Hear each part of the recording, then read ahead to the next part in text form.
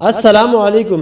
سی وی او کراچی پر پنسا بحری جہاز شہریوں کی تفریح کا ذریعہ بن گیا۔ سی وی او پر پنسے غیر ملکی کمپنی کے بحری جہاز کو دیکھنے کے لیے شہریوں کی بڑی تعداد ساحل سمندر پر پہنچ گئی۔ سوال یہ ہے کہ یہ جہاز کہاں سے آیا اور کیسے پنسا؟ آج کی ویڈیو میں تمام تفصیلات شیئر کریں گے۔ کیا آپ حالات حاضرہ سے آگاہی حاصل کرنا چاہتے ہیں؟ خبر کے پیچھے چھپے اصل حقائق جاننا چاہتے ہیں تو ابھی سبسکرائب کیجئے جلمل پاکستان کو اور ساتھ ہی گھنٹی کے نشان پر کلک کر دیں۔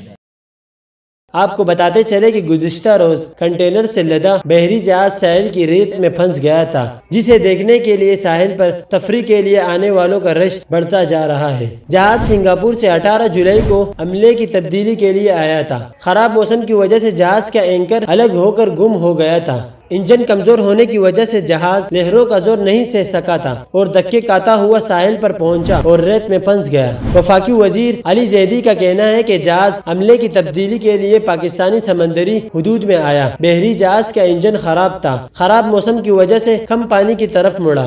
KPT حکام کا کہنا ہے کہ جہاز کو نکالنے کے لیے طاقتور سولویج ٹگ استعمال کرنا ہوں گے۔